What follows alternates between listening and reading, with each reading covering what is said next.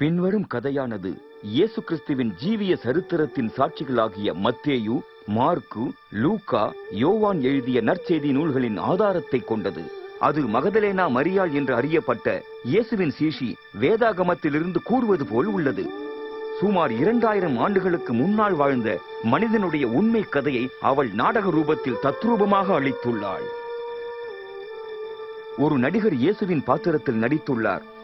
இந்த கதாபாத்திரத்தில் நடிக்க யாரும் தகுதியில்லாதிருந்தும் இயேசு கிறிஸ்துவின் ஜீவியத்திலிருந்து நாம் பாடம் கற்று நன்மை பெற வேண்டியதால் அவ்வாறு செய்யப்பட்டது.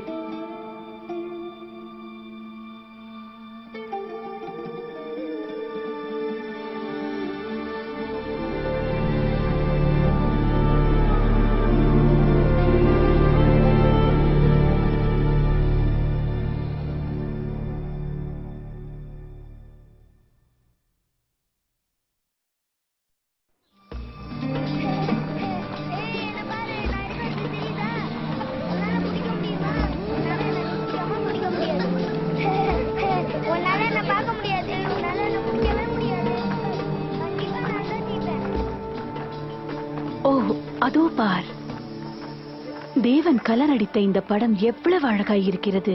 ஒவ்வொரு மாலை பொழுதும் அவருடைய பரந்த அன்பை அது நினைப்பூட்டுகிறது நமக்கு, உங்களுக்கு. இவளை உண்டாக்கினது தெய்வம் தானா? அவர் என்னை காண்கிறாரா என்றே சந்தேகம். அவர் என்னை அறிந்திருக்க முடியாது.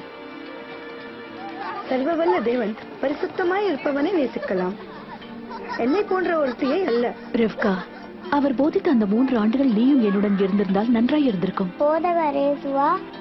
சஃபீரா, அவரை பத்தி எனக்கு சொல்லுவியா? மரியா மகதலினா? தயவு செஞ்சு அவங்க கதையை சொல்லுங்க. சரி, கூறுகிறேன். வாருங்கள்.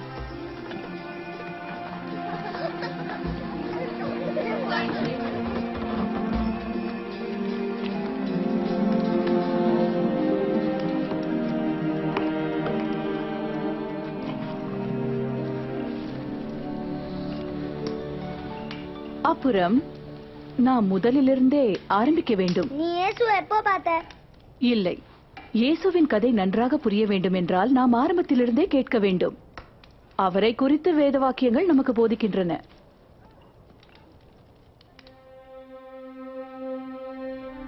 ஆதியிலே தேவன் பூமியையும் அதிலுள்ள பசுமை அனைத்தையும், மிருகங்களையும், பறவைகளையும், கடல்வாழ் ஜீவன்களையும் சிருஷ்டித்தார்.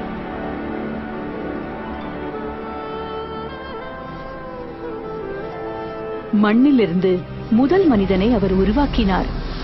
அவன் நாசியிலே அவர் ஜீவ சுவாசத்தை ஊதினார்.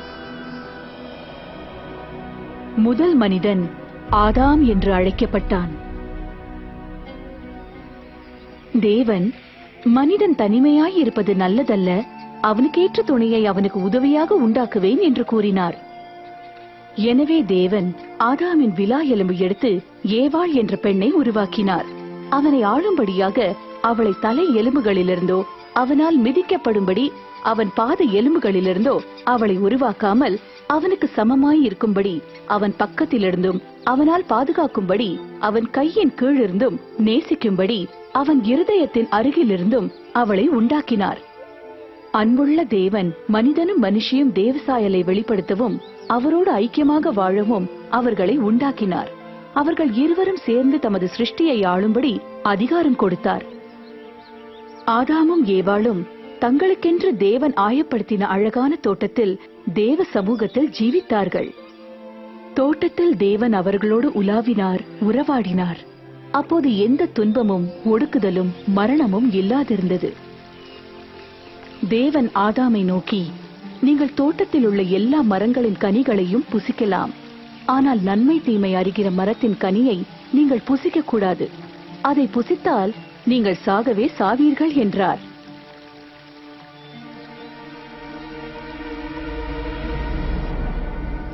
ஆனால் ஒரு நாள் சாத்தான் ஏவாளை சோதித்தான்.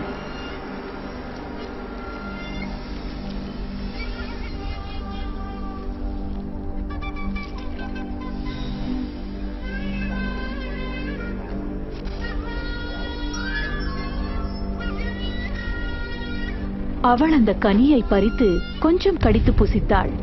பின்பு தன்னோடிருந்த தனது கணவருக்கும் அதை கொடுத்தாள். அவனும் புசித்தான்.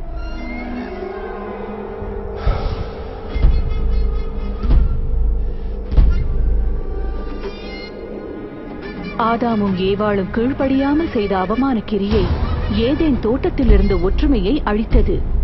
ஆணுக்கும் பெண்ணுக்கும் இருந்த ஒற்றுமையும் அவர்களுக்கும் தேவனுக்கும் நடுவில் இருந்த ஒற்றுமையும் முறிந்து போயிற்று. மனிதன் வேதனை நிறைந்த பிழைப்பில் வாழும்படி சபிக்கப்பட்டான். பெண் தனது பிள்ளை பேற்றில் அதிக வேதனை அனுபவிக்கவும் தனது கணவனால் ஆளப்படவும் வேண்டும் என்று சபிக்கப்பட்டாள். ஆனால் தேவன் ஒரு வாக்கு தத்தத்தையும் கொடுத்தார்.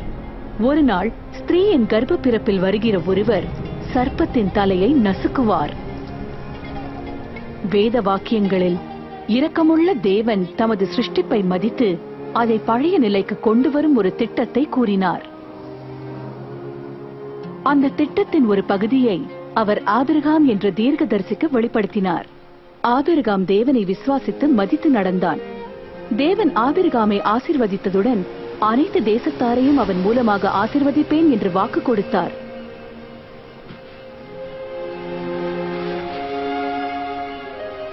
அவனுக்கு ஒரு சந்ததியை ஏற்படுத்தி கடற்கரை மணல் அத்தனையாயும் வானத்தின் நட்சத்திரங்களைப் போலவும் அவர்களை பெருக பண்ணுவேன் என்று வாக்களித்தார்.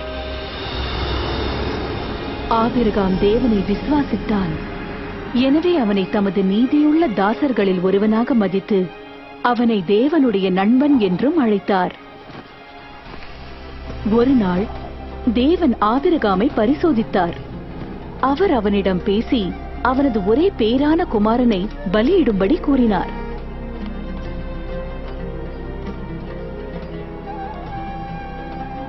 தனது மகன் மூலமாக தேவன் தனது சந்ததியை பெருக பண்ணி பூமியின் தேசத்தாரை ஆசீர்வதிப்பேன் என்று கொடுத்த வாக்கை அவன் அறிந்திருந்தான்.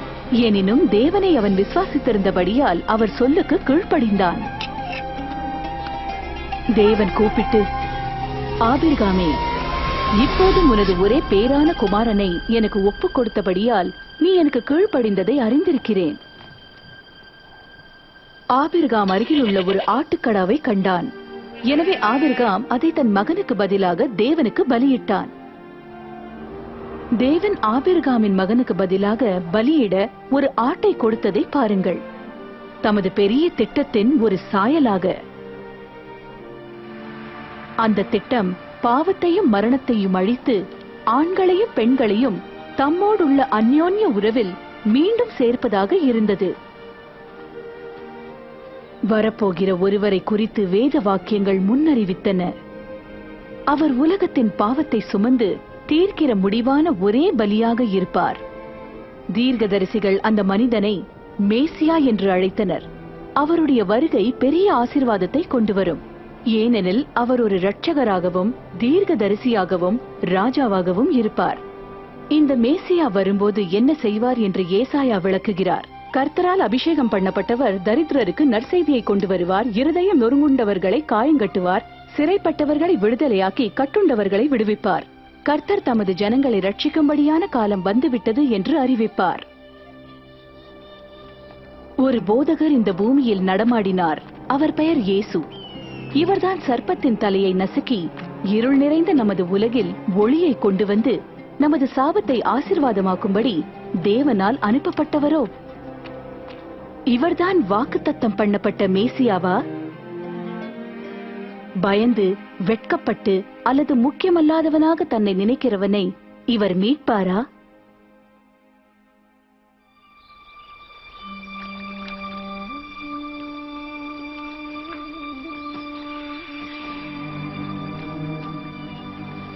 நாசரேத் என்ற ஊரில் ஒரு வாலிப பெண் குடியிருந்தாள். அவள் யோசேப்பு என்ற ஒருவனை திருமணம் செய்ய நியமிக்கப்பட்ட கன்னிகையாக இருந்தாள். அவள் பெயர் மரியாள்.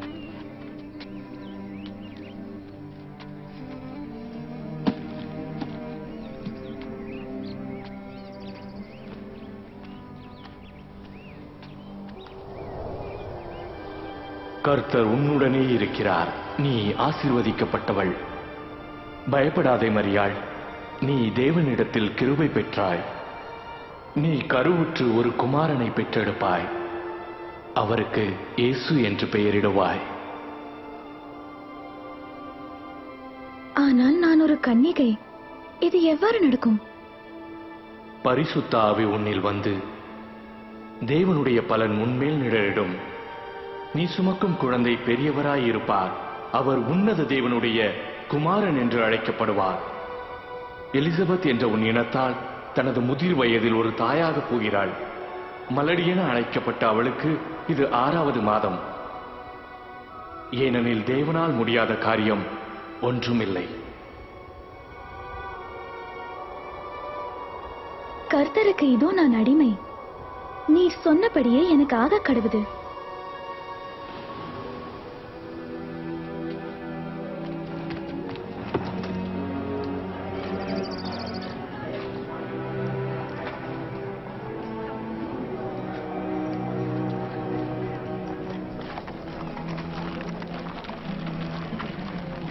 எனவே மரியாள் தனது உறவின் முறையான எலிசபெத்தை சந்திக்கும்படி தீவிரமாக சென்றாள்.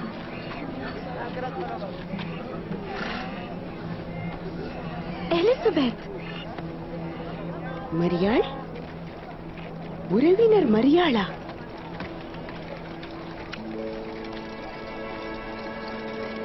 ஓ, அது உண்மை. ஆனால் நீ பெண்களுக்குள் மிகவும் ஆசீர்வதிக்கப்பட்டவள். நீ சுமக்கும் குழந்தையும் ஆசீர்வதிக்கப்பட்டது. இந்த பெரிய காரியம் எனக்கு சம்பவிப்பது ஏன்? என் கர்த்தருடைய தாயார் என்னை சந்திக்கும்படி வந்தாள். உன் வாழ்த்துதலை நான் கேட்டவுடனே எனது குழந்தை எனக்குள் மகிழ்வோடு குதித்தது. மகிழ்ச்சியால் கர்த்தரை பாடி துதிக்கிறேன். என் ரட்சிப்பின் தேவனால் என் இருதயம் களி கூர்ந்தது. அவர் தம்முடைய அடிமையின் தாழ்மையை நோக்கி பார்த்தார். இது முதல் எல்லோரும் என்னை பாகியவதி என்பார்கள். மரியாள் எலிசபெத்துடன் 3 மாதம் அளவும் தங்கியிருந்தாள்.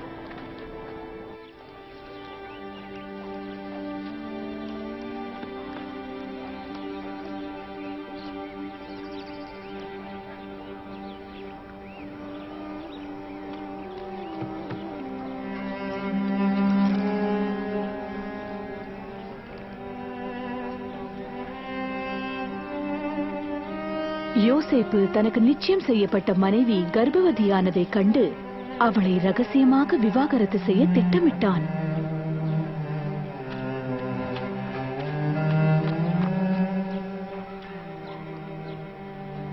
ஆனால் தேவன் யோசேப்பின் கனவில் ஒரு தூதனை அனுப்பினார். யோசேப்பே, உன் மனைவியாகிய மரியாளை சேர்த்துக் கொள்ள பயப்படாதே.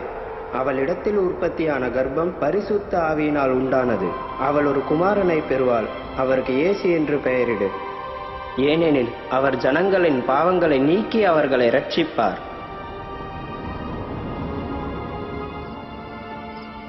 எனவே யோசேப்பு மரியாளை தன் மனைவியாக சேர்த்துக் கொண்டான்.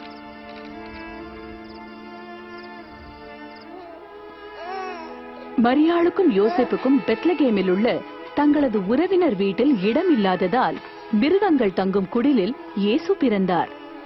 ஒரு தூதர் கூட்டம் அவருடைய பிறப்பின் செய்தியை அறிவித்தது.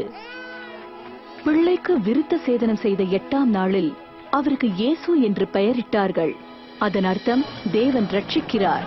பின்பு மரியாளும் யோசேப்பும் அந்த பிள்ளையை கர்த்தருக்கு பிரதிஷ்டை செய்யும்படி தேவாலயத்துக்கு கொண்டு போனார்கள். சிமியோன் என்ற ஒரு தீர்க்கதரிசி அவர்களை அங்கே சந்தித்தான். இந்த பிள்ளை தேவனால் தெரிந்து கொள்ளப்பட்டது, அநேகர் விழுகிறதற்கும் எழும்புவதற்கும். அவர் தேவனின் அடையாளம். அநேகர் அவருக்கு விரோதமாக பேசினாலும் அவர்களது அந்தரங்க நினைவுகளை அவர் வெளிப்படுத்துவார். மேலும் துக்கம் ஒரு கூர்மையான பட்டயம் போல உனது உள்ளத்தை ஊடுருவி போகும்.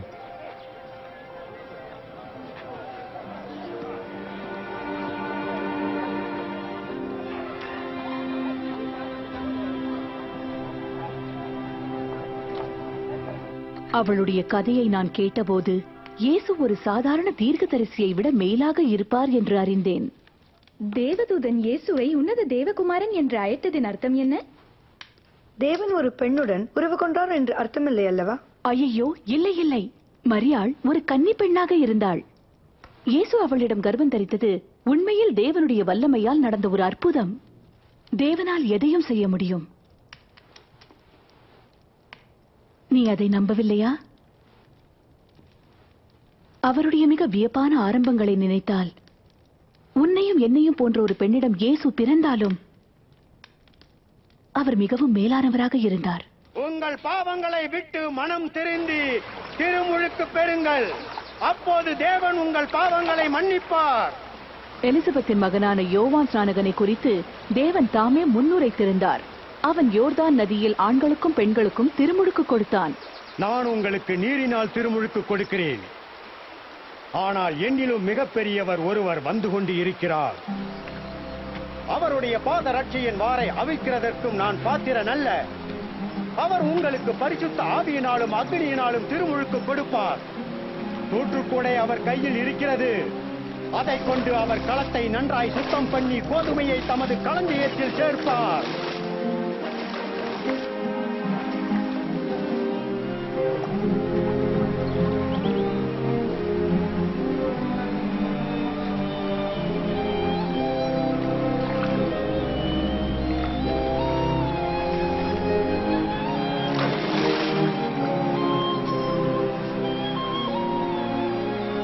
பரிசுத்தாவி இயேசுவின் மேல் புறாவின் வடிவத்தில் வந்து இறங்கியது.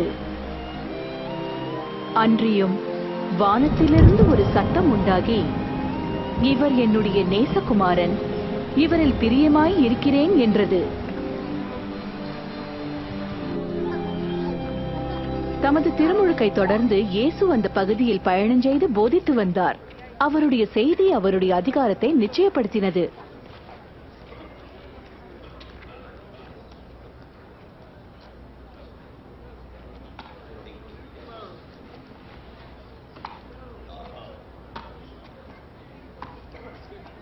இது மரியாளின் மகன் அல்லவா? ஆம், அவரேதான். பேசாதீர்கள்.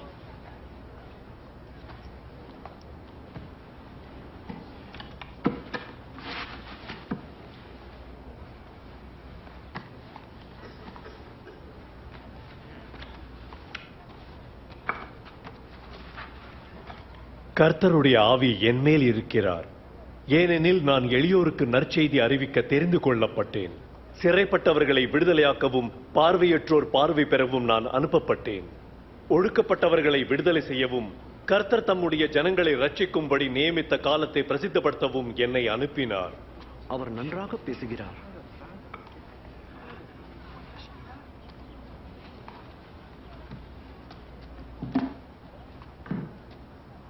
இந்த வேத வாக்கியம் இன்று நிறைவேறியது. அது உங்களுக்கு வாசிக்கப்பட்டது. வேத வாக்கியம் நிறைவேறுகிறதா? ஆனால் மேசியா மாத்திரம்தான் அந்த வாக்கு தத்தத்தை நிறைவேற்ற முடியும். நாம் இதை எப்படி அறிய முடியும்? அவருடைய வார்த்தைகள் அநேகரை வியப்புக்குள்ளாக்கி அவருடைய அற்புதங்கள் அநேகரை விசுவாசிக்க செய்தன.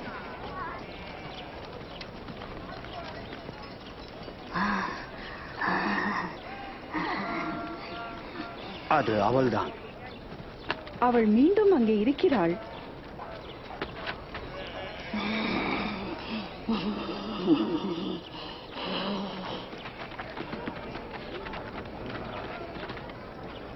யார் அது? அந்த போதகரின் சொந்த ஊர் நாசரேத்து. இயேசு. வணக்கம். வணக்கம். திரும்பி போ. நீ இங்கே வர வேண்டிய அவசியம் இல்லை.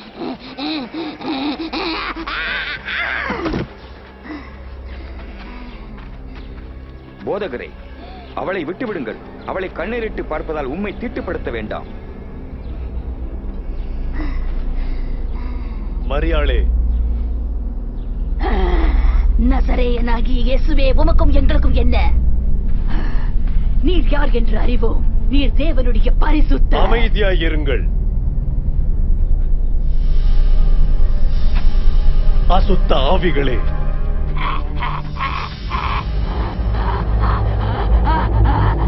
இந்த பெண்ணிடம் இருந்து வெளியே வாருங்கள். அவள் மரித்து போனாள். அவர் அவளை கொன்றுவிட்டார்.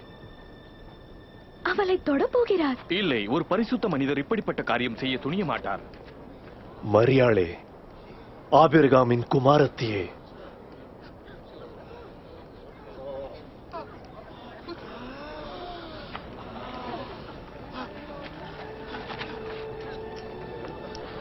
அவள் சரியாகிவிட்டாள். அவள் உயிரோடு இருக்கிறாள். அது ஒரு அற்புதம். அந்த மனிதன் யார்? அசுத்த ஆவிகளும் அவருக்கு கீழ்ப்படுகிறது. அது ஒரு அற்புதம். இது ஒரு அற்புதம். அது எப்படி ஆகும்? நன்றி உமக்கு.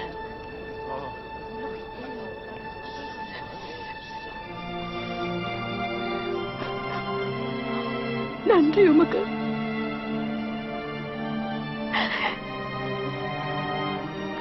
நன்றி உமக்கு. நன்றி உமக்கு.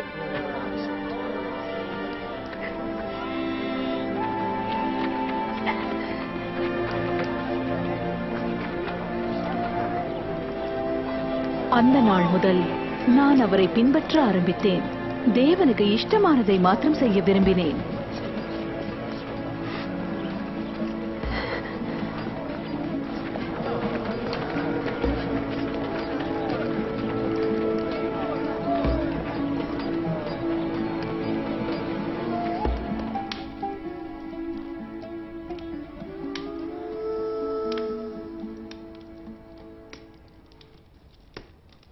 அநேக வருடங்களாக நான் அவமானத்தில் வாழ்ந்தேன். ஆனால் இயேசு என் மரியாதையை மீட்டு தந்தார். அவருடைய வல்லமை அந்த பொல்லாத ஆவிகளை என்னிடமிருந்து விரட்டிற்று. ஓ, இனி நீவளே சஃபீராள். தீனாள், இயேசு போதித்ததை கேட்டு அவர் செய்த அற்புதத்தை கண்டாயல்லவா? கண்டேன். அப்படியென்றால் நான் ஏன் எல்லாவற்றையும் விட்டு அவருக்கு பின் சென்றேன் என்று தெரியுமல்லவா? அவரை பின்பற்றினவர்களில் நான் மட்டும் இல்லை. அவருடைய சீஷர்கள் இருந்தார்கள். சீமோன் பேதுரு, பர்த்தலோமேயு, மத்தேயு, யூதாஸ் காரியோத் மற்றும் 12 மீதி பேர். மேலும் பெண்களில் சூசன்னாள், யோவன்னாள், நான் மற்றும் பிறர். எங்கள் வீட்டு சொந்த செலவிலிருந்து இயேசுவையும் அவருடைய சீஷரையும் தாங்கினோம். நாம் இவ்வளவு நாள் காத்திருந்த மேசியாவை தேவன் இறுதியாக அனுப்பிவிட்டார் என்று நம்பினோம். நமக்கு நிச்சயமாக ஒரு இரட்சகர் தேவைப்படுகிறார். ரோமர்கள் எங்களை இருப்புக்கோலால் அரசாண்டார்கள். எங்களுக்கு அருமையானவற்றை எங்களிடமிருந்து எடுத்து போட்டு மீதிக்கு வரி கட்ட வேண்டும் என்று கூறினர். நாங்கள் சரீரத்திலும் ஆவியிலும் பசியாய் இருந்தோம். எங்களை தேவனிடம் வழிநடத்தும் ஒருவர் எங்களுக்கு தேவைப்பட்டது. சோர்வும் போராட்டமும் நிறைந்த ஆண்டுகளை கடந்து சென்ற பின் எங்களில் அநேகர் தங்கள் நம்பிக்கையை இழந்துவிட்டனர். ஆனால் இயேசு சென்றவிடமெல்லாம் அந்த நம்பிக்கையை அளிப்பவர் என்று கண்டோம்.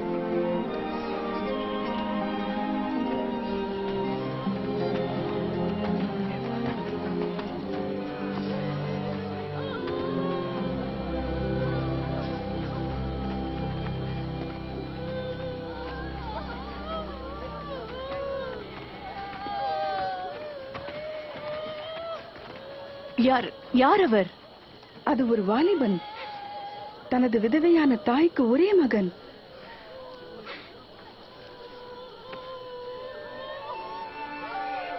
வாலிபனே, எழுந்திரு.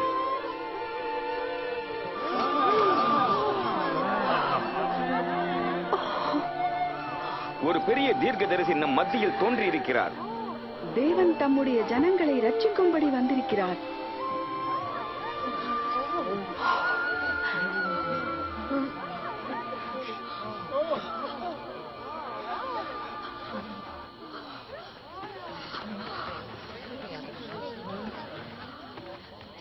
எளிமையுள்ளவர்கள் பாக்கியவான்கள், பரலோக ராஜ்யம் உங்களுடையது. பசியாயிருக்கிற நீங்கள் பாக்கியவான்கள், திருப்தி அடைவீர்கள். இப்பொழுது அழுகிற நீங்கள் பாக்கியவான்கள், நகைப்பீர்கள். மனிதர் உங்களை பகைத்து வெறுத்து பரியாசம் பண்ணும் போது நீங்கள் பாக்கியவான்கள். தேவகுமார நிமித்தம் உங்களை பொய்யாய் குற்றப்படுத்தும் போது களி கூறுங்கள், ஆடிப்பாடி மகிழுங்கள். ஏனெனில் பரலோகத்தில் உங்கள் பலன் மிகுதியாயிருக்கும். அவர்கள் முன்னோர்கள் அதே காரியங்களை தீர்க்கதரிசிகளுக்கும் செய்தார்களே. 17, 18, 19, 20 என்னிடம் இருப்பது அவ்வளவுதான் என்றால் செல்வந்தர்களாகிய உங்கள் நிலைமை இப்பொழுது மோசமாயிருக்கிறது. நீங்கள் வசதி வாழ்க்கை வாழ்ந்து விட்டீர்கள்.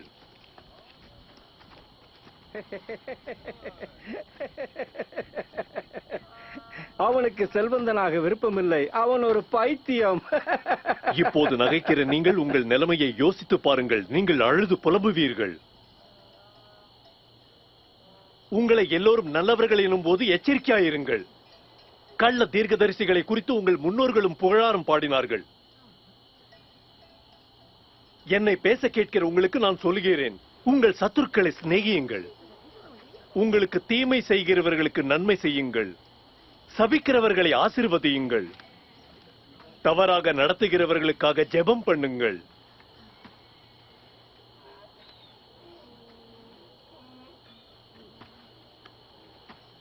உங்களில் ஒருவனை ஒரு கன்னத்தில் அடித்தால் மறு கன்னத்திலும் அறைய விடுங்கள்.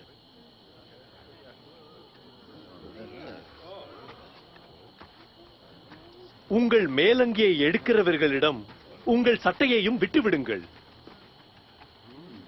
உங்களிடம் ஏதாவது கேட்கிறவர்களுக்கு கொடுங்கள். உங்கள் உடைமையை யாராவது எடுத்தால் நீங்கள் திரும்ப அதை கேட்க வேண்டாம். பிறர் உங்களுக்கு என்ன செய்ய விரும்புகிறீர்களோ அதே அவர்களுக்கும் நீங்கள் செய்யுங்கள். உங்களை நேசிக்கிறவர்களை மாத்திரம் நீங்கள் நேசித்தால் நீங்கள் ஏன் ஆசீர்வாதம் பெற வேண்டும்? பாவிகளும் தங்களை நேசிக்கிறவர்களை நேசிப்பார்களே. உங்களுக்கு நன்மை செய்கிறவர்களுக்கு நீங்கள் நன்மை செய்தால் அதனால் நன்மை நாட வேண்டிய அவசியம் என்ன? பாவிகளும் அப்படியே செய்கிறார்களே. அவளை எப்படி தொடலாம்? அவர் எப்படி அவளிடம் பேசலாம்? அருவருப்பா இருக்கிறது. இல்லை, உங்கள் சத்துருக்களை சிநேகியுங்கள், அவர்களுக்கு நன்மை செய்யுங்கள், திரும்ப கிடைக்கும் என்று எதிர்பாராமல் கொடுங்கள். அப்பொழுது உங்களுக்கு மிகுந்த பலன் கிடைக்கும். நீங்கள் உங்கள் பரமபிதாவுக்கு பிள்ளைகளாவீர்கள். அவர் நன்றி இல்லாதவர்களுக்கும் துன்மார்கருக்கும் நன்மை செய்கிறார். இரக்கம் காட்டுங்கள், ஏனெனில் உங்கள் பிதாவும் இரக்கம் காண்பிக்கிறார். எங்களை ரட்சியும் இயேசுவே. நியாயம் தீர்க்காதிருங்கள், நீங்களும் தீர்க்கப்படாதிருப்பீர்கள். பிறரை குற்றம் சாட்டாதிருங்கள், நீங்களும் குற்றம் சாட்டப்படாதிருப்பீர்கள். மன்னியுங்கள், நீங்களும் மன்னிக்கப்படுவீர்கள். கொடுங்கள், அப்பொழுது உங்களுக்கு கொடுக்கப்படும். நீங்கள் அளக்கிற அளவினாலேயே உங்களுக்கு திரும்ப அளக்கப்படும். பார்வை தெரியாதவன் மற்றொருவனை வழிநடத்த முடியாது. அப்படி நடந்தால் இருவரும் இடறி பள்ளத்தில் விழுவார்கள். உனது சகோதரனுடைய கண்ணில் இருக்கிற துரும்பை பார்க்கிற நீ உன் கண்ணில் இருக்கிற உத்திரத்தை காணாதிருக்கிறது எப்படி?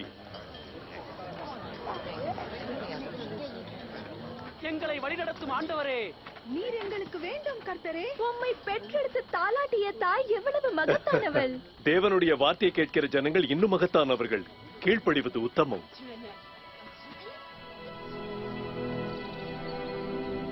தேவன் பயங்கரமான பாவிகளையும் தமது சத்துருக்களாக எண்ணி அழிக்க விரும்பவில்லை. பதிலாக காணாமற் போன ஆடுகளை தேடி கண்டுபிடித்து அவைகளை தமது தொழுவத்தில் சேர்க்க விரும்புகிறார் என்று இயேசு போதித்தார். இயேசு சமாரியா கிராமத்துக்குள் செல்லும் வரை பல நூற்றாண்டுகளாக நமது கலாச்சாரத்தை எதிர்த்து வாழ்ந்தவர்களை நாம் சரியாக எடை போடாமல் வெளிநாட்டு கலாச்சார கலவை நிமித்தம் அவர்களை நேசிப்பதை அறியாதிருந்தோம். எல்லாரும் இருக்கிற இந்த பெண் யார்? அவள் ஒரு சமாரியா பெண். அது ஒன்றே போதாதா? வாருங்கள், ஆகாரமாக நேரமாகிவிட்டது. நமது போதகரை காத்திருக்க வைக்க முடியாது.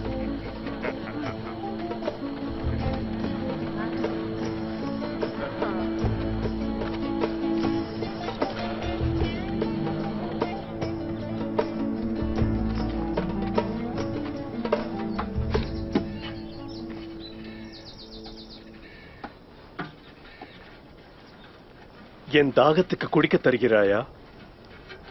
நீர் ஒரு யூதன், நான் ஒரு சமாரியன் நங்கை. நீர் எப்படி என்னிடத்தில் குடிக்க கேட்கலாம்? தேவன் கொடுக்கிற ஈவை நீ அறிந்திருந்தால், உன்னிடம் குடிக்க கேட்கிற நான் யார் என்று தெரிந்தால் நீயே என்னிடம் கேட்டிருப்பாய். நான் உனக்கு நித்திய ஜீவ தண்ணீரை கொடுத்திருப்பேன். ஐயா, தண்ணீர் இறைக்கும்படி உம்மிடத்தில் ஒன்றுமில்லை. நீரும் ஆழத்தில் இருக்கிறது. நீரை எப்படி எனக்கு கொடுப்பீர்? இந்த கிணறு எங்கள் முற்பிதாவான யாக்கோபு எங்களுக்கு கொடுத்தது. அவரும் அவருடைய பிள்ளைகளும் மந்தைகளும் இங்கு தண்ணீர் குடித்ததுண்டு. அந்த யாக்கோபை காட்டிலும் நீர் பெரியவராக கருத மாட்டீர் அல்லவா? இந்த கிணற்று தண்ணீரை குடிக்கிற யாருக்கும் திரும்பவும் தாகம் ஏற்படும்.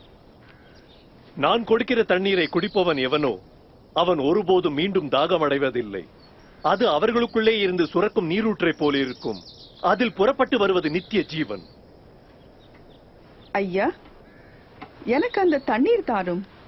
அதை நான் குடித்தால் எனக்கு தாகம் வராது. நீர் எடுக்க தினசரி இங்கே வர வேண்டுவதும் இல்லை. உன் கணவனிடம் போய் என்னிடம் அழைத்து வா.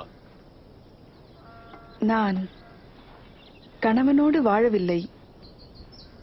நான் கணவனோடு வாழவில்லை என்று நீ சொன்னது சரியான பதில். இதுவரை நீ 5 பேரை மணந்துள்ளாய்.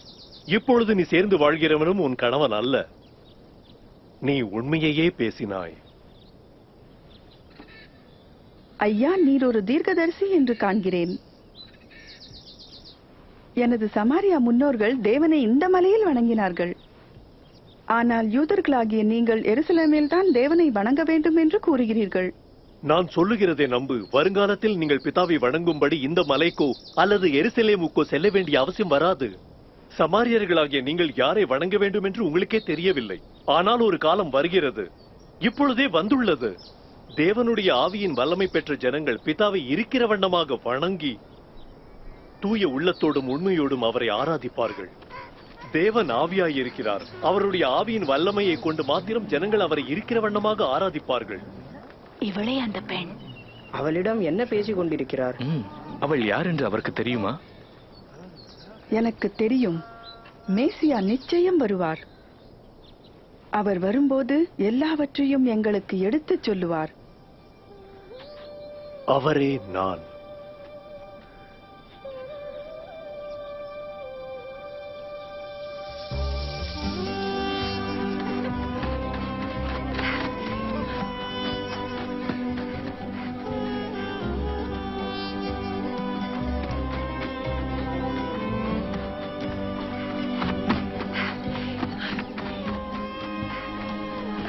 வாருங்கள், அந்த மனிதன் நான் செய்ததையெல்லாம் ஒன்று விடாமல் எனக்கு சொல்லிவிட்டார். வந்து பாருங்கள். அவர் மேசியாவாக இருப்பாரோ? மேசியாவா? வாக்குத்தத்தம் பண்ணப்பட்டவரா? இருக்க முடியாது. வாருங்கள், வந்து பாருங்கள். வாருங்கள். போதகரே, இதை சாப்பிடுங்கள். நீங்கள் அறியாத போஜனம் என்னிடம் உண்டு. அவருக்கு யாராவது உணவு கொண்டு வந்திருப்பார்களோ? எனது உணவு என்னை அனுப்பினவருடைய சித்தத்திற்கு கீழ்ப்படிந்து அவர் எனக்கு செய்யும்படி கொடுத்த பணியை செய்து முடிப்பதே.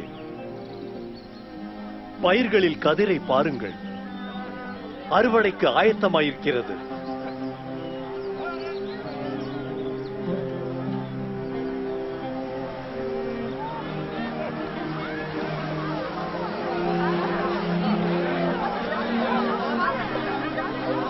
எத்தனை பேர் வருகிறார்கள் பாருங்கள்.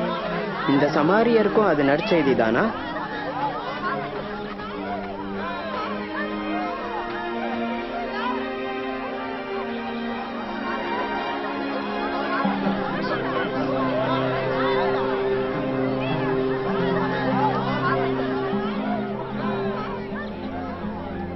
அந்த கிராமத்து மக்கள் இயேசுவிடம் வந்து தங்களிடம் தங்கி தங்களுக்கு போதிக்கும்படி வருந்தி கேட்டனர்.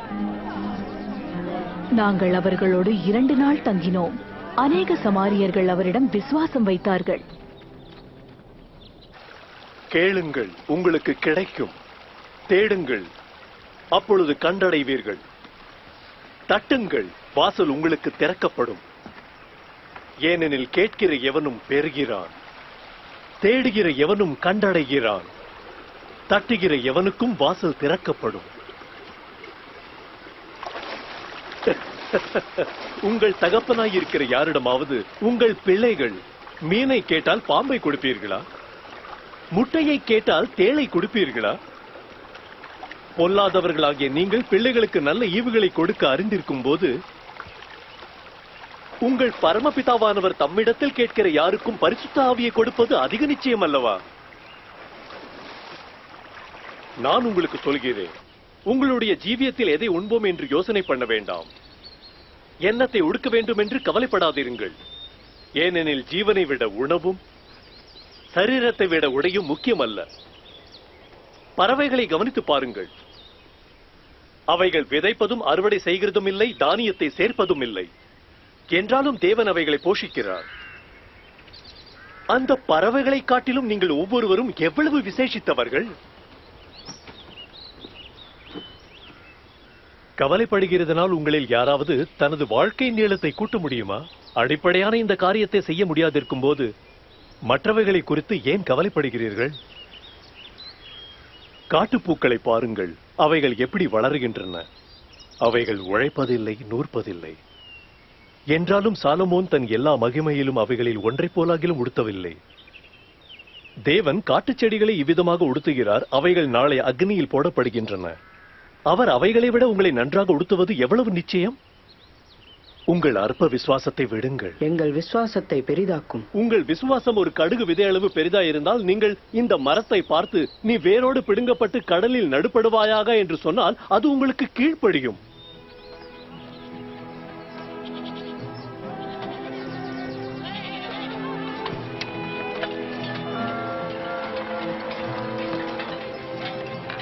பாவம் செய்ய சோதனை வருவது நிச்சயம்.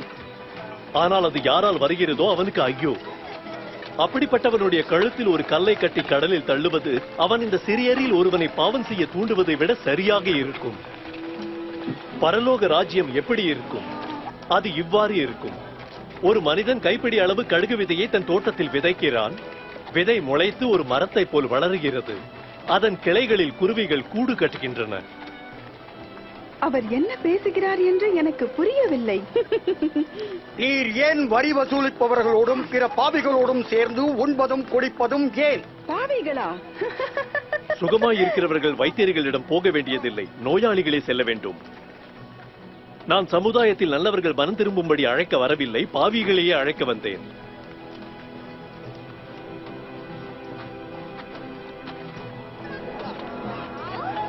அவர் வருகிறார். இதோ இங்கே பாருங்கள். இயேசுவே, இயேசுவே,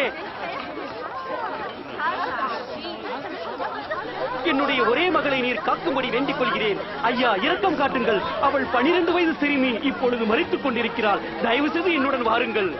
அவருடைய ஆடையாகிலும் நான் தொட முடிந்தால்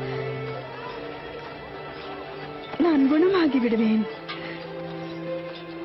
யவீருவே, நான் வருத்தப்படுகிறேன். அவரை விடுங்கள் யவீரு. உங்கள் மகள் மரித்து விட்டாள். அந்த போதகரை வருத்தப்படுத்த வேண்டாம்.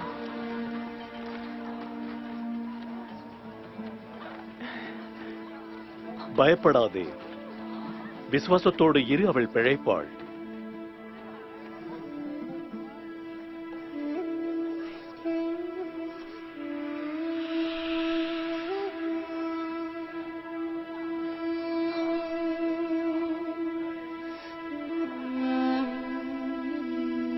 யார் என்னை தொட்டது? யாரோ என்னை தொட்டார்கள். என்னிடத்திலிருந்து வல்லமை புறப்பட்டதால் அதை அறிவேன்.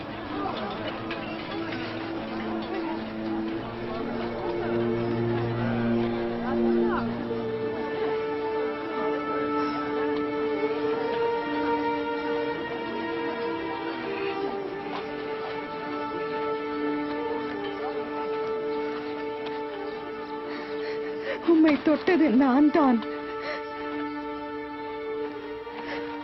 உதிர ஊரலினால் நான் 12 ஆண்டுகளாக கஷ்டப்பட்டுள்ளேன்.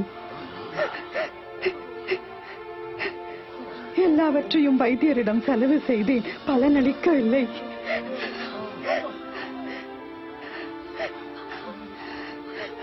ஆனால் எனது விரல்களால் உமது வஸ்திரத்தை தொட்டபோது நான் சுகமானேன்.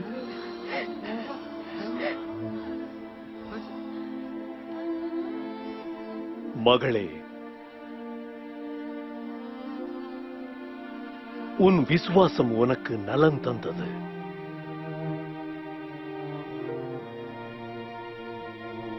சமாதானத்தோடே போ.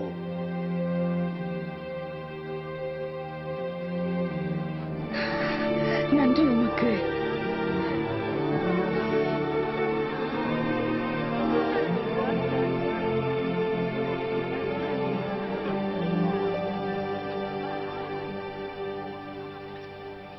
மகளே என்று அழைத்தாரே?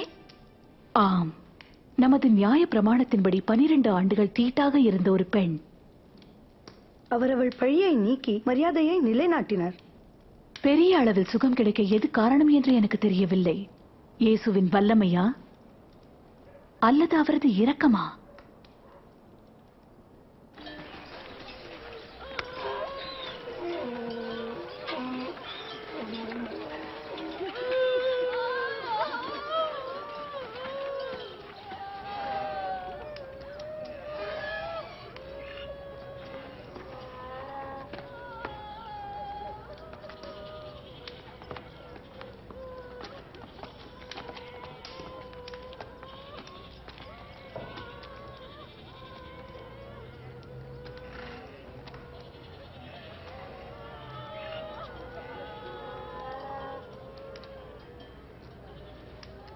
அழாதிருங்கள்.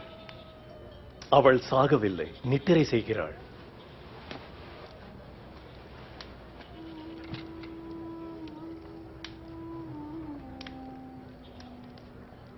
சிறுமியே, எழுந்திரு.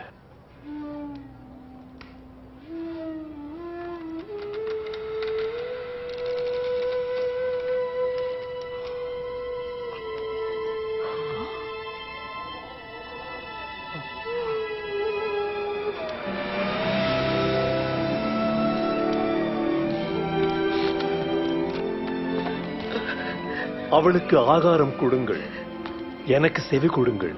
இங்கு சம்பவித்ததை யாரிடமும் சொல்ல வேண்டாம்.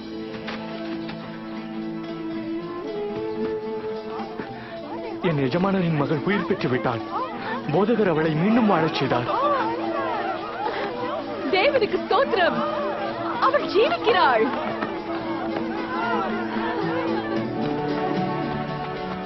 அவர் செய்த ஆச்சரியமான அற்புதங்களின் செய்தி எங்கும் பரவிற்று. இன்னும் அதிகமான ஜனக்கூட்டம் இயேசுவை பின்பற்ற ஆரம்பித்தனர்.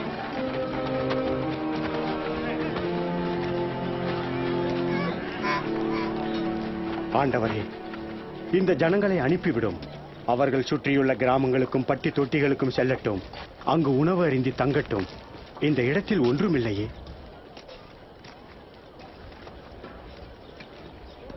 நீங்களே அவர்களுக்கு ஏதாவது புசிக்கிறதற்கு கொடுங்கள். எங்களிடம் இருப்பதெல்லாம் 5 அப்பங்களும் 2 மீன்களுமே.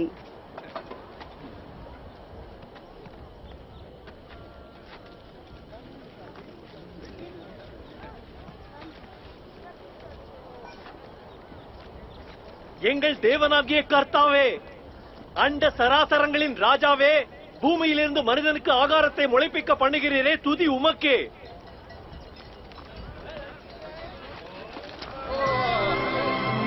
அது ஒரு அற்புதம்.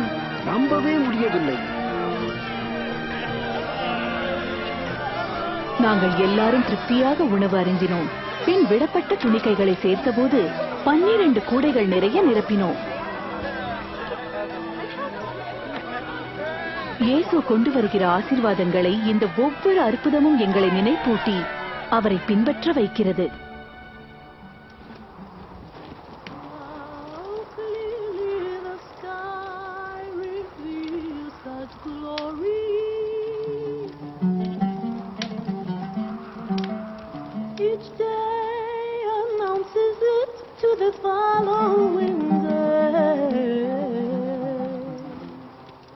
உங்களில் யார் என்னை பின்பற்றுவீர்கள்? நான் உம்மை பின்பற்றுவேன் இயேசுவே. ஆனால் அதற்கு முன் என் குடும்பத்தினரிடம் நான் சொல்லிவிட்டு வருகிறேன். உழுகிறதற்கு தன் கலப்பையின் மேல் கை வைத்து பின்னிட்டு பார்க்கிற எவனும் தேவனுடைய ராஜ்யத்திற்கு பயனற்றவன். ஒருவன் என் பின்னே வர விரும்பினால் அவன் தன்னைத்தான் மறந்து அனுதினமும் தனது சிலுவையை தூக்கிக் கொண்டு என்னை பின்பற்றட்டும். தனது ஜீவனை காப்பாற்ற முயற்சிக்கிறவன் அதை இழந்து போவான். என் நிமித்தம் தன் ஜீவனை இழக்கிறவன் அதை மீண்டும் பெறுவான். ஒருவன் உலகம் முழுவதையும் ஆதாயப்படுத்தினாலும் தனது சொந்த வாழ்க்கையை நஷ்டப்படுத்தினால் என்ன லாபம்? ஒருவன் என்னை குறித்தும் என் வார்த்தைகளை குறித்தும் வெட்கம் அடைந்தால் தேவகுமாரன் தமது மகிமையில் வரும்போது அவனை குறித்து வெட்கப்படுவார். இது என் பிதா மற்றும் பரிசுத்த தூதர்களுடைய மகிமைக்கும் வெட்கத்தை தரும்.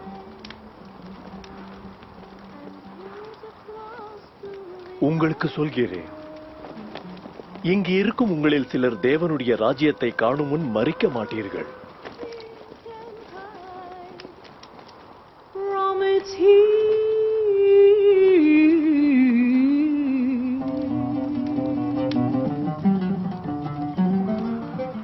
பயப்படாதிருங்கள் சிறு மந்தையே, உங்களுக்கு ராஜ்யத்தை கொடுக்க உங்கள் பிதா சித்தம் கொண்டிருக்கிறார்.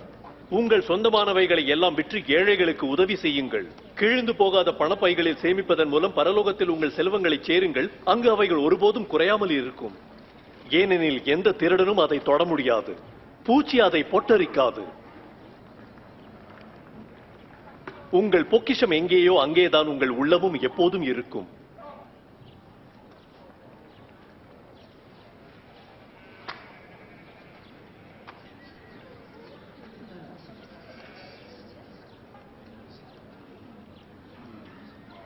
பெண்ணே, நீ உன் வியாதியிலிருந்து விடுதலை பெற்றாய்.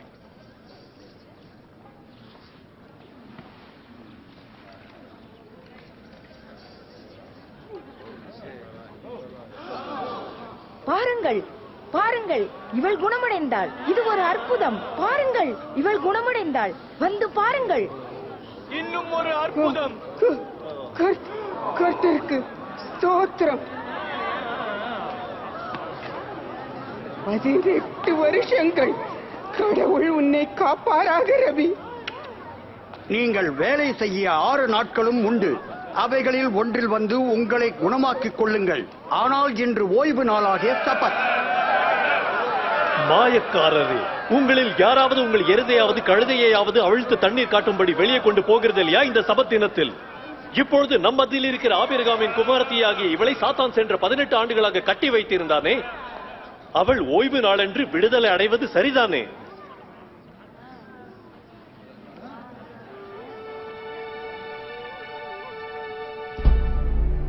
ரோம அதிகாரிகளும் எங்கள் மத தலைவர்களும் இயேசுவை பின்பற்றின கூட்டத்தை கண்டு விழிப்படைந்தார்கள்.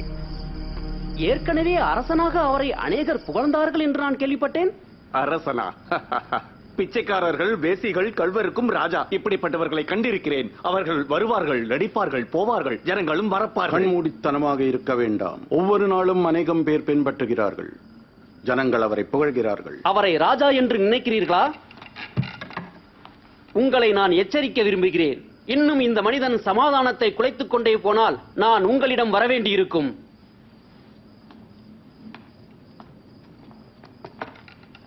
அவன் சொல்வது சரியாக இருக்கலாம். அந்த கல்லிலே என்னை எதிர்கொள்ள நேரம் வந்து விட்டதா?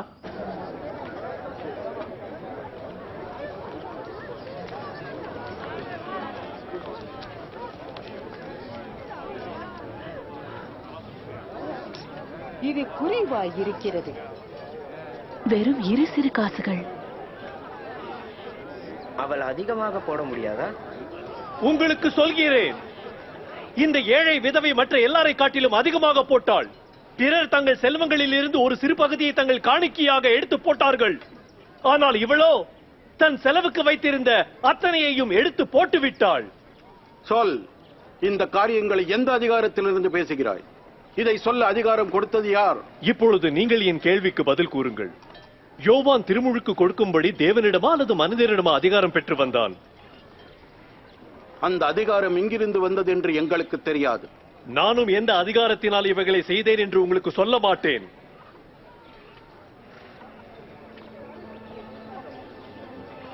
இயேசுவின் மனத்துருக்கத்தை குறிப்பறியாமல் அவருக்கு விரோதமானவர்கள் அவரை குற்றம் கண்டுபிடிக்க வகை தேடிக்கொண்டே இருந்தனர்.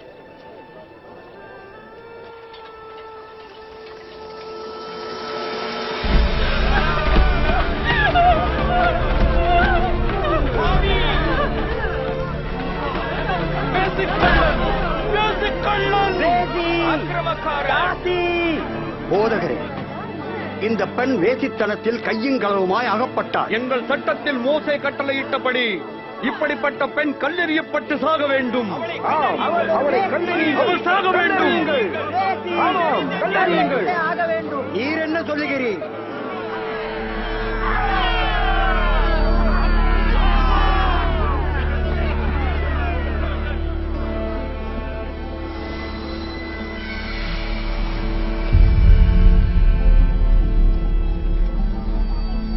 போதகரே, அதை கண்ட 2 சாட்சிகள் இங்கே உள்ளனர்.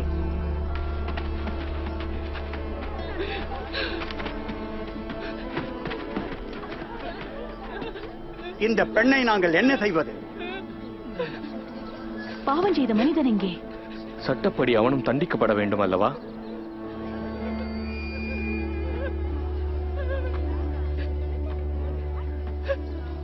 உங்கள் நடுவில் பாவம் செய்யாத ஒருவன் இந்த பெண்ணின் மேல் முதல் கல்லை எறியட்டும்.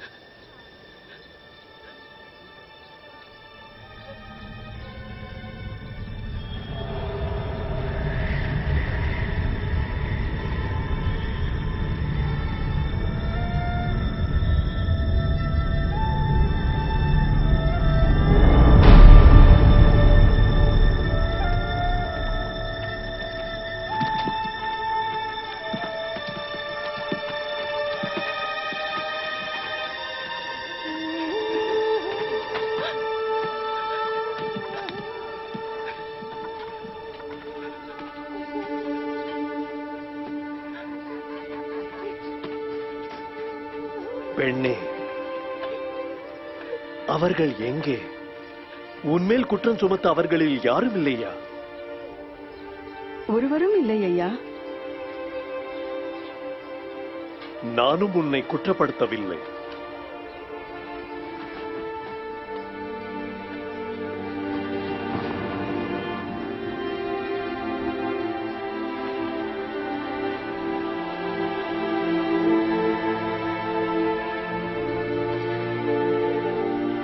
உன் பாவ வழியை விட்டு திருந்தி நட.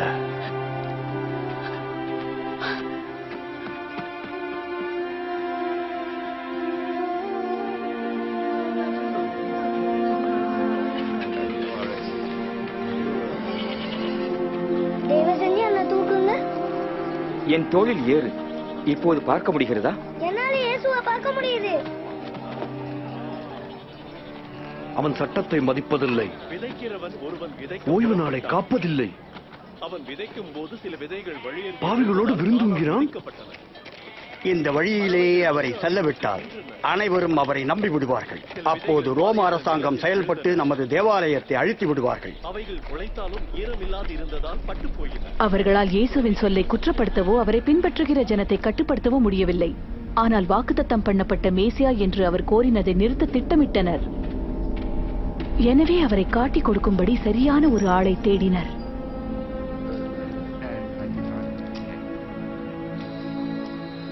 இயேசு அடிக்கடி தமது சீஷர்களை ஜெபிக்கும்படி ஒலிவமலைக்கு அழைத்துச் செல்வதுண்டு. அந்த இரவு அவர் மிகவும் வியாக்குலம் அடைந்ததாக தெரிந்தது.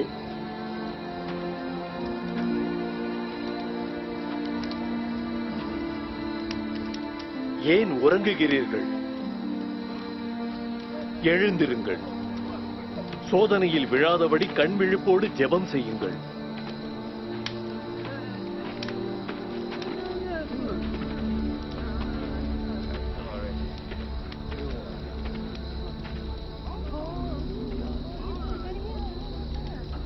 யூதாஸ்,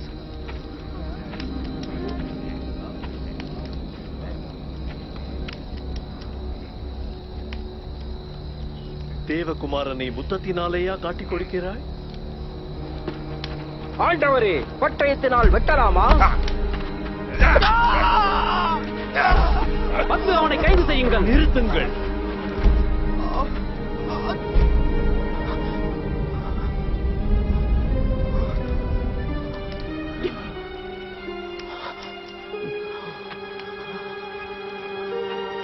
சட்டவிரோதமான ஒருவனை பிடிக்க வருகிறது போல் பட்டயங்களையும் தடிகளையும் எடுத்துக்கொண்டா வர வேண்டும்?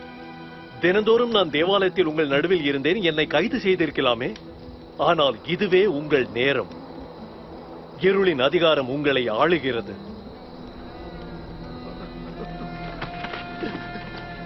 அவனை பிடியுங்கள்.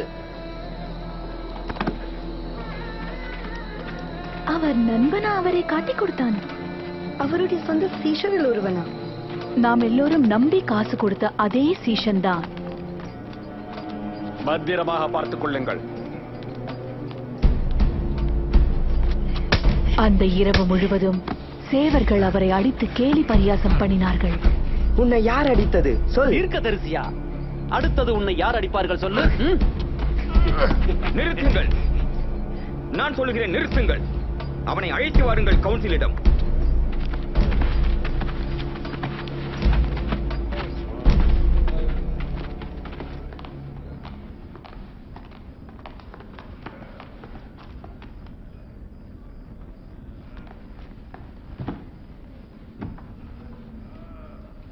எங்களுக்கு சொல், நீதான் மேசியாவா? நான் பேசினாலும் நீங்கள் நம்ப போகிறதில்லை. நான் உங்களை கேள்வி கேட்டாலும் அதற்கு பதில் கூறவும் மாட்டீர்கள். ஆனால் வெகு சீக்கிரத்தில் தேவகுமாரன் உன்னத தேவனுடைய வலது பாரிசத்தில் உட்காரப் போகிறார். அப்படியானால் நீ தேவனுடைய குமாரனா? நீங்கள் சொல்லுகிறபடி நான் அவர்தான். அவன் தேவதூஷணம் பேசினானே. நமது சாட்சிகளை அவனுக்கு அதிகாரம். அவன் தேவதூஷணத்தை எப்போது கேட்கிறீர்களே? அவன் பேச நம் காதுகளால் நாம் கேட்டோமே. அவன் குற்றவாளி. அவன் சாக வேண்டும். அவனை பிலாத்துவினிடம் அழைத்துச் செல்வோம். ஆமாம், அவனை அகற்றுங்கள். எனவே அவரை ரோம ஆளுநராகிய பொந்தியோ பிலாத்துவுக்கு முன் நிறுத்தினர். கொடூர ஆளுநரான பிலாத்து அதற்கு முன் ஆயிரக்கணக்கானோரை சிலுவையில் சாகடித்துள்ளார். இங்கே உங்களுக்கு என்ன வேண்டும்? அதுவும் இந்த அதிகாலையில். இவன் எங்கள் ஜனத்தை தவறாக வழிநடத்தும் போது பிடித்தோம். இவன் தேவாலய கடைவீதியில் கலவரம் தூண்டினான். இவனை குற்றவாளியாக கண்டோம். ராயனுக்கு வரி செலுத்த வேண்டாம் என்று பேசினான். தன்னைத்தானே மேசியா என்றான், ராஜா என்றான். ராஜாவா? நீ என்ன யூதருடைய ராஜாவா? நீர் சொல்லுகிறபடியே. எங்களுக்கு சக்கரவர்த்தி தவிர வேறு அரசன் இல்லை. எங்களுக்கு ஒரு சட்டம் உண்டு. அதன்படி அவன் சாக வேண்டும். ஏனென்றால் தன்னை தேவகுமாரன் என்று அழைத்தான்.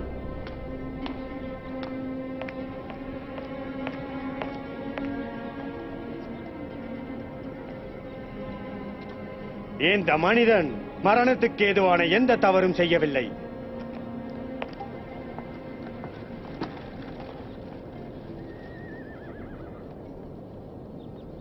அவனை சாட்டையால் அடித்து வெளியே விட்டு விடுகிறேன். நீர் அவனை போகவிட்டால் ராயனுக்கு நீர் நண்பன் அல்ல.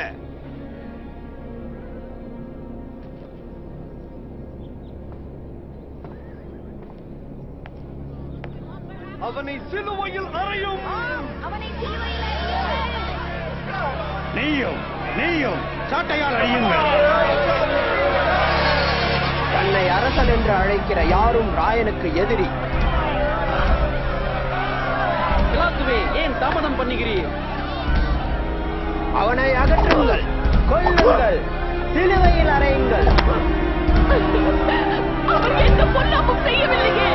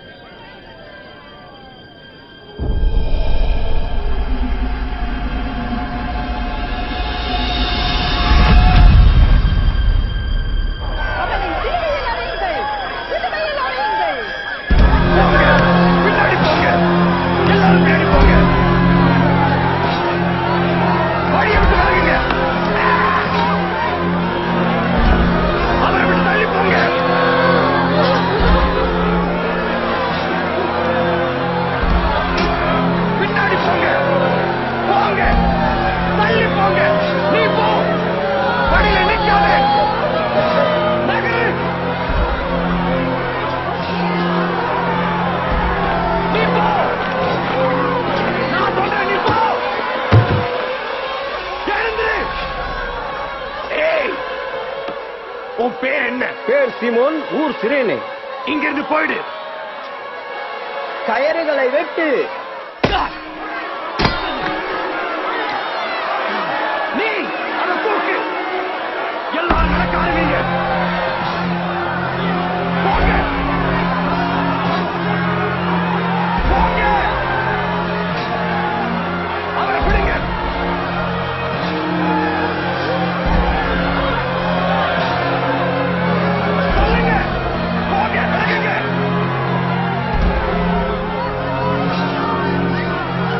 உமக்காக அழுகிறோம் ஆண்டவரே, உமக்காக அழுகிறோம். இதை குடியும். ஆம், குடியும் ஆண்டவரே. எருசலேமின் பெண்களே, எனக்காக அழ வேண்டாம். உங்களுக்காகவும் உங்கள் பிள்ளைகளுக்காகவும் அழுங்கள். இப்படிப்பட்ட காரியங்களை ஒரு பச்சை மரத்துக்கே செய்வார்களானால் உலர்ந்து போன ஒரு மரத்திற்கு எதைத்தான் செய்ய மாட்டார்கள். தேவன் உமக்கு துணை செய்வார். உமக்காக நாங்கள் ஜெபிப்போம்.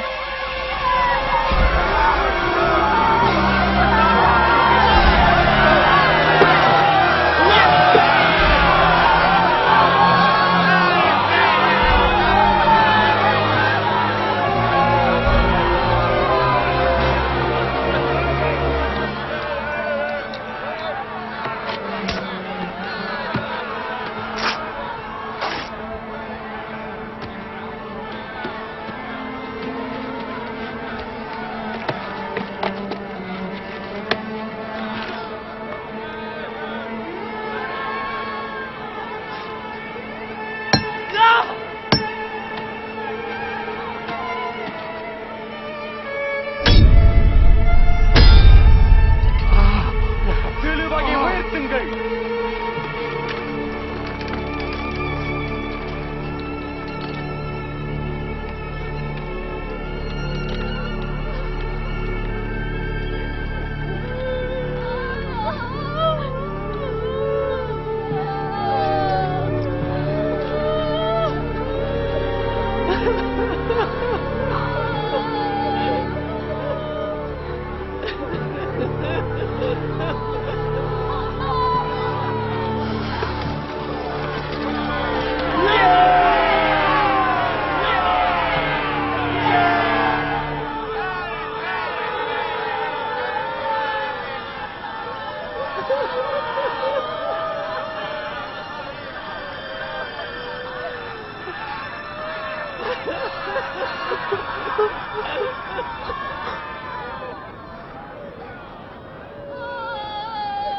பிதாவே, இவர்களை மன்னியும். தாங்கள் செய்கிறது என்னதென்று அறியாதிருக்கிறார்களே. அவன் பிறரை ரட்சித்தார், இப்பொழுது தன்னைத்தானே ரட்சிக்கட்டும். ஆம், நீ மேசியாவானால் உன்னை நீயே ரட்சித்துக் கொள். சிலுவையில் இருந்து இறங்கி கீழே வா. எங்கே உனது அற்புதங்களில் ஒன்றை காட்டு. மரத்தில் தூக்கப்பட்ட எவனும் தேவனால் சபிக்கப்பட்டவன்.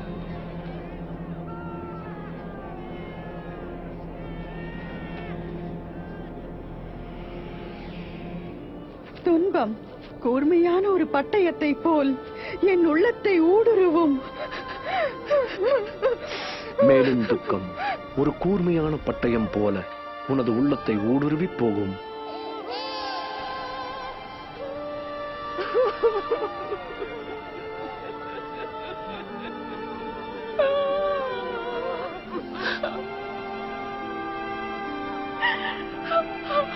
ஆனால் ஏன்?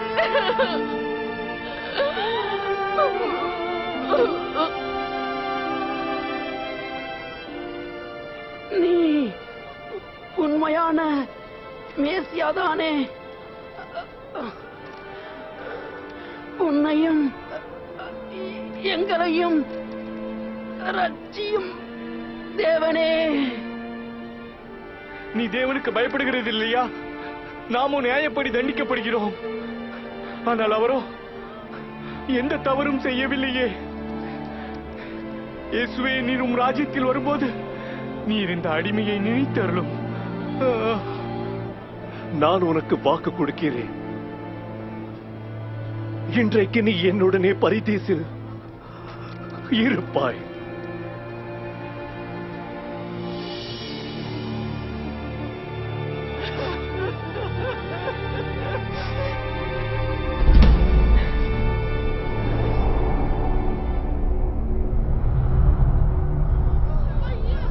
மதிய வேளை.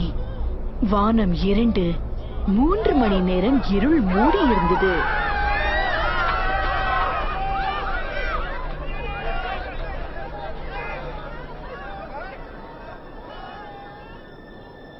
பிதாவே,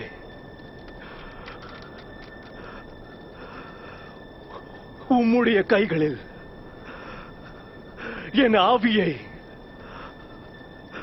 ஒப்புவிக்கிறேன்.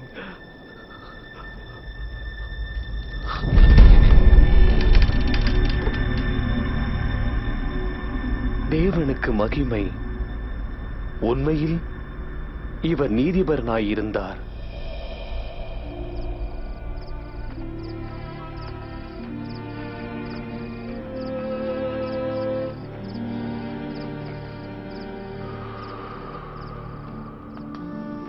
மதக்குழுவில் ஒரு நீதியுள்ள மனிதன் இருந்தான். அவன் இயேசுவை தீர்ப்பதில் பங்கெடுக்கவில்லை.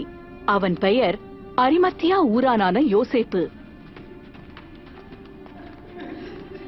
அவன் பொந்தியு பிலாத்துவினிடமிருந்து இயேசுவின் சரீரத்தை பெறும்படி உத்தரவு வாங்கி சூரியன் அஸ்தமித்து ஓய்வு நாள் ஆரம்பிக்கும் முன் அருகிலுள்ள கல்லறையில் அதை வைத்தான்.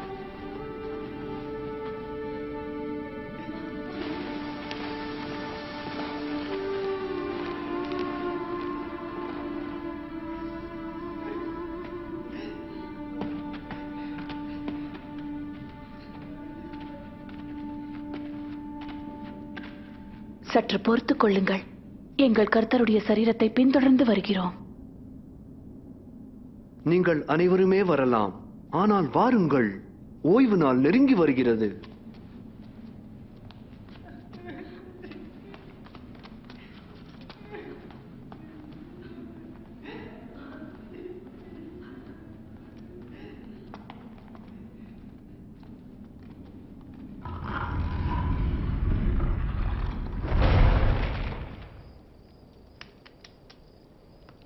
அவர்கள் ஏன் அவரை கொல்ல வேண்டும்? அவர் தேவனிடத்திலிருந்து வந்திருந்தால் ஏன் தம்மை கொல்லும்படி அனுமதிக்கிறார்? அந்த கேள்விகள் எல்லாவற்றையும் கேட்டுவிட்டேன். இயேசுவுக்கு அசுத்த ஆவிகள் மேல் அதிகாரம் இருந்தது. மரித்தவர்கள் அவருடைய சத்தத்தை கேட்டார்கள். அவரால் இதை தடுத்திருக்க முடியாதா? அவர் வாக்குத்தத்தம் பண்ணப்பட்ட மேசியா என்று நம்பி 3 வருடமாக பின்பற்றினேனே. இப்பொழுது அவர் போய்விட்டார். நான் எங்கே போவேன்? இது ஒரு துக்கமான கதைதான். ஆனால் அதற்கு மகிமையான முடிவுண்டு.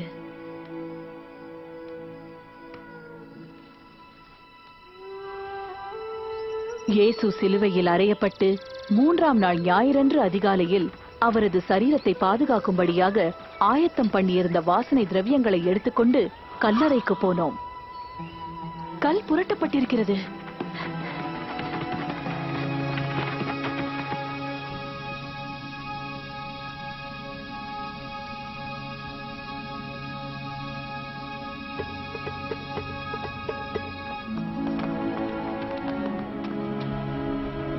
பேதுரு, யாக்கோபு, யோவான், கேளுங்கள். அந்த கல் புரட்டப்பட்டிருந்தது. நாங்கள் உள்ளே சென்றபோது நமது கர்த்தருடைய சரீரத்தை காணவில்லை. கர்த்தரை கல்லறையிலிருந்து எடுத்துக்கொண்டு போய் விட்டார்கள். அவரை எங்கே வைத்திருக்கிறார்கள் என்று தெரியவில்லை. என்ன, நம் கர்த்தருடைய சரீரம் காணவில்லையா? நீங்களே போய் பாருங்கள்.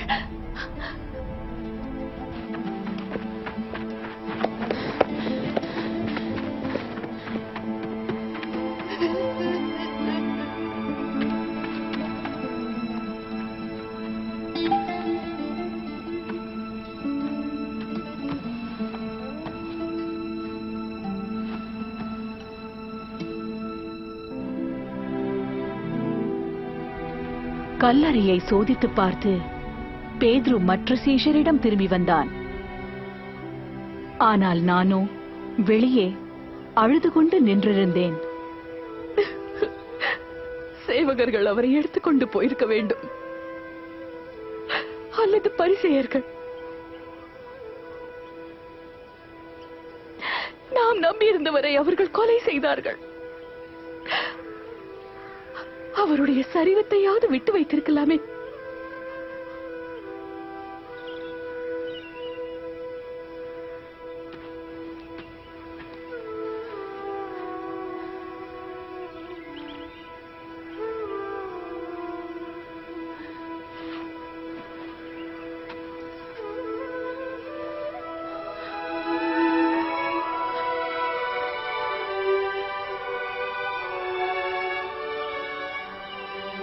பெண்ணே, ஏன் நீ அழுகிறாய்?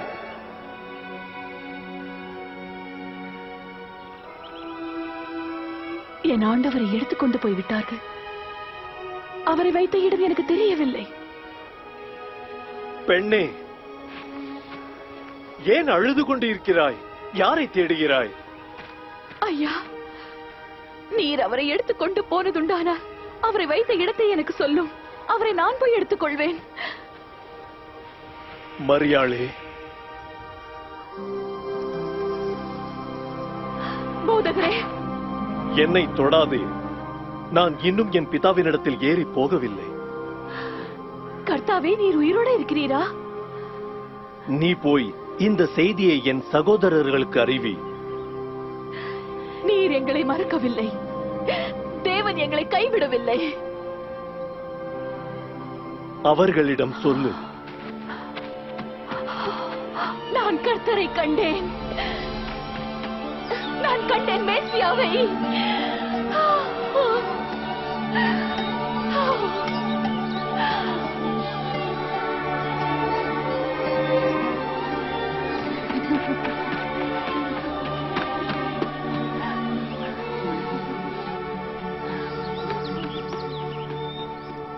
மீண்டும் உயிர் பெற்று விட்டாரா?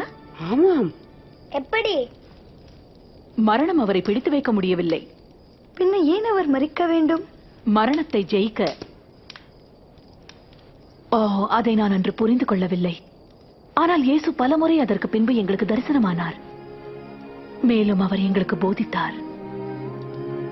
இயேசு வருகிறதற்கு பல நூறு ஆண்டுகளுக்கு முன்பே தீர்க்கதரிசிகள் வேத வாக்கியங்களில் மேசியா பாடுபடுவார் என்று முன்னறிவித்திருந்தனர். நம்முடைய மீறுதல்களின் நிமித்தம் அவர் காயப்பட்டு, நம்முடைய அக்கிரமங்களின் நிமித்தம் அவர் நொறுக்கப்பட்டார். நமக்கு சமாதானத்தை தரும் தண்டனை அவர் மேல் இருந்தது. அவருடைய தழும்புகளால் குணமாகிறோம் என்று ஏசாயா எழுதினான். தீர்க்கதரிசியாகிய மோசே அறிவித்தபடி மரத்தில் தூக்கப்படுகிற எவனும் தேவனால் சபிக்கப்பட்டவன். இயேசு சிலுவையில் மரித்தபோது பாவம் மற்றும் மரணமாகிய நமது சாபத்தை, எனது சாபத்தை தம்மேல் ஏற்றுக்கொண்டார்.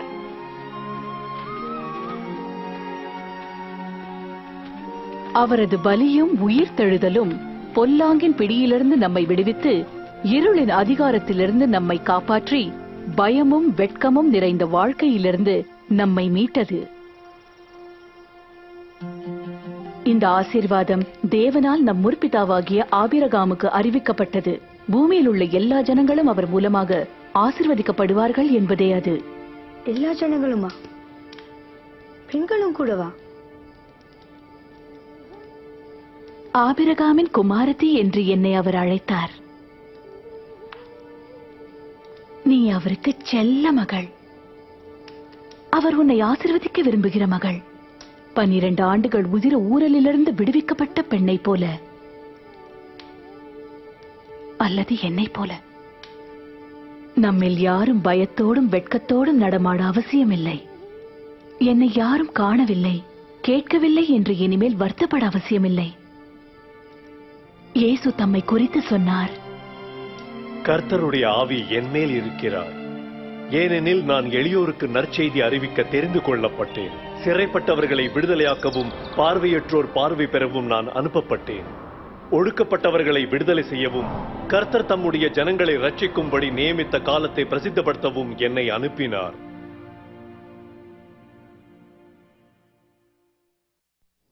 இயேசு ஜனங்களை தொட்டார். அவர் தீட்டு என்று அறிவிக்கப்பட்ட வியாதிகளினால் நொந்து போன பெண்களையும் தொட்டு அவர்களை குணப்படுத்தினார். அவர் பிள்ளைகளுக்கும், ஆண்களுக்கும், பெண்களுக்கும், செல்வந்தருக்கும், ஏழைகளுக்கும் போதித்து, நீதிமான்களையும் பாவிகளையும் அவர்கள் மரியாதையில் நிலைநிறுத்தினார். அவர் ஜனங்களை குணமாக்கினார், பிசாசுகளை துரத்தினார், ஆண்களையும் பெண்களையும் பிள்ளைகளையும் சாத்தானின் பிடியிலிருந்து விடுவித்தார். இது அவருக்கு அசுத்த ஆவிகள் மேல் இருந்த அதிகாரத்தை வெளிப்படுத்தியது. இயேசு குமாரரையும் குமாரத்திகளையும் மரணப்பிடியிலிருந்து மீண்டெடுத்தார். தமக்கு மரணத்தின் மேல் அதிகாரம் உண்டு என்பதை அதன் மூலம் காண்பித்தார். இயேசுவை சிலுவையில் அறைந்த போது சாத்தானும் தீய சக்திகளும் சேர்ந்து அவர் மேல் வெற்றி சிறந்ததாக நம்பினாலும், இயேசு மரணத்திலிருந்து உயிர் தெழுந்து பாவம் மற்றும் மரணத்தின் அதிகாரங்கள் எல்லாவற்றின் மேலும் வெற்றி சிறந்தார். அப்ப அவர்தான் மேசியாவா? இயேசு செய்த அற்புதங்களை சர்வ வல்லமை படைத்த தேவனால் வாக்கு பண்ணப்பட்ட மேசியா ஒருவரால் மட்டுமே முடியும். இயேசுவை போன்ற இரக்கமும் வல்லமையும் உள்ள நம்பத்தகுந்த ஒருவர் மாத்திரம் விசுவாசத்திற்கும் வணக்கத்திற்கும் பாத்திரர். தேவன் இந்த உலகத்தை சிருஷ்டித்த போது தம்முடைய பிரசன்னத்தில் மகிழ்ச்சியோடு வாழும்படி ஆணையும் பெண்ணையும் உருவாக்கினார். அதுவே அவரது திட்டமாயிருந்தது. ஆனால் நாம் அவரை விசுவாசியாமலும் அவர் கற்பனைகளுக்கு கீழ்ப்படியாமலும் போனோம். இந்த வெட்கத்திற்குரிய கிரியையானது தேவனிடமிருந்து நம்மை பிரித்ததுடன் ஆண் பெண் நடுவில் உள்ள நல்லுறவை குலைத்து போட்டது. நாமும் கூட இதே கீழ்ப்படியாமையில் தொடர்கிறோம். அதனாலே வேத வாக்கியம் தெளிவாய் அறிவிக்கிறது, பாவம் செய்யாதவன் ஒருவனும் இல்லை. இந்த பாவத்தின் விளைவு மரணம் மற்றும் தேவனிடமிருந்து பிரிவு. ஆனால் நாம் வெட்கத்தோடும் பயத்தோடும் ஜீவித்து அவரிடத்திலிருந்தும் அவருடைய அன்பிலிருந்தும் துண்டித்து நீடிப்பதை தேவன் பொறுக்கவில்லை. எனவே ஆபிரகாமின் மகனுக்கு பதிலாக ஒரு ஆட்டை மரிப்பதற்கு கொடுத்த தேவன் இயேசுவை நமக்கு பதிலாக மரிக்கும்படி அனுப்பினார். இயேசுவின் வாழ்க்கை, மரணம் மற்றும் உயிர்த்தெழுதல். மனந்திரும்பி அவரை பின்பற்ற விரும்பும் ஒவ்வொருவரிடமும் தேவனுடைய உறவை நிலைநிறுத்துகிறது. இப்படி நாம் சர்வவல்ல தேவனோடு வாழும் உறவு நமது மரணத்தோடு முடிவதில்லை. இயேசுவோடு சிலுவையில் அறையப்பட்ட கள்வன் மரிக்கும் முன்பு அவரை விசுவாசித்தான். இயேசுவும் அவனிடம், இன்று நீ என்னுடனே பரதீசில் இருப்பாய் என்று வாக்களித்தார். இயேசுவில் விசுவாசம் வைக்கிற ஒவ்வொருவரும் நித்திய தண்டனையிலிருந்து தப்பி என்றைக்கும் தேவனோடு ஜீவிப்பார்கள். எவ்வாறு? விசுவாசத்தை கொண்டு அவரை பின்பற்றுவதால். என்னை எப்படி ஏற்றுக்கொள்வார்? மரியாளையும் என்னையும் ஏற்றுக்கொண்டார். நான் எப்படி அறிவது? அவரை நம்பு, அவரிடம் கேள், அவரிடம் பேசு.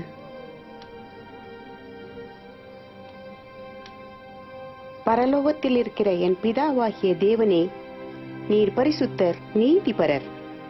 நீர் என்னை நேசிப்பதற்காக உமக்கு நன்றி. நான் உமக்கு விரோதமாக பாவம் செய்துள்ளேன். நீர் உமது குமாரனாகிய இயேசுவை மேசியாவாக அனுப்பியதற்கு நன்றி. பழி மற்றும் குற்ற உணர்வாகிய சாபத்தை அழிக்கும்படி இயேசு எனது ஸ்தானத்தில் மரித்ததற்காக உமக்கு நன்றி. இப்போதும் ஜீவிக்கிற அந்த இரட்சகரை பின்பற்ற விரும்புகிறேன். நீங்கள் என்னை மன்னித்து ஏற்றுக்கொண்டதற்காக உமக்கு நன்றி. ஆமென். ஆமென். ஆமென். உமக்கு நன்றி. உமக்கு நன்றி.